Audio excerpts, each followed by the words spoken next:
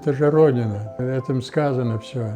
Уважение к своей Родине, к той земле, в которой ты родился, к той земле, которой твои поколения там веками жили здесь. Егер мен ватанда гурбетте болсам, күрешкен егіттердің сафында болсам, қалбымны алыңыз, көксімні ярып, бір дуа оқыңыз, храмға барып, көз ясын юмаңыз салғырда, ешілге сараңыз, көміңіз чатырда, ертімнің елері үстімден ессін, ертіміз соллары içемесінсін, мен ватаныма тоймадым, жүрегім тойсын.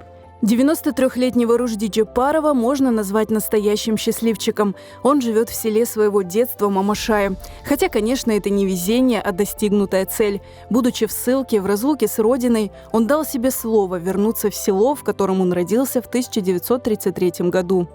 O tarafı, Şaşırma tarafı. O Mamaşay. Bir yerde bir şey yok adı. Bir şeyler saçaydılar. Onda yüzüm olsaydı bu tarafta bir yerler yüzüm ötedi. Ana bir tarafı anda bakçımına, ozen boyu bakçılar hepsi. Tap ana köprüden tap tebegecek, yalıgacık, armut, alma, şeftali, kayısı, çok ondan şeyler var. Balalıktan beri Mayıs ayından başlap, bana bu Kaça Özeni, bana bu Karadeniz yağlısına bütün vakti yaz balalar bana geçiriyorduk vaxtımızın.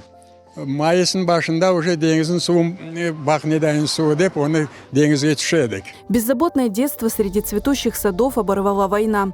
Особенно страшно было в Мамашае из-за его близости к Акьяру. Saklanaydılar ondan. Nemeler var idi, çukurlar var idi, çukurların içine kirip çeker saklana böyle top atıp başlasalar, son bilediler yerge ketmek gerek, lучше nerede yiyecek mi? Крымские татары тогда не знали, что самое тяжелое испытание еще впереди. В 1944 году весь народ выселили из Крыма. Семья Ружди-ага попала в Самаркандскую область Узбекистана. Birinci yılı şu 44-cüsü pek çok halk geçindi.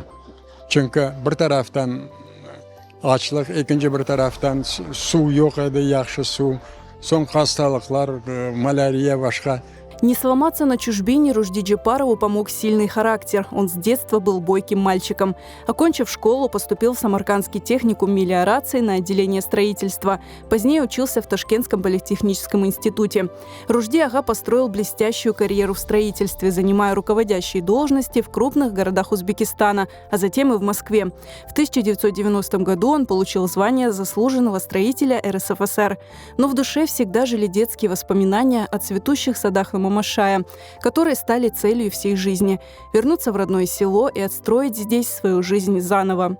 Егер қайтып ватаныңызға қайтсаңыз, мұтлақ ватаныңызда бір ев yapыңыз, құрыңыз.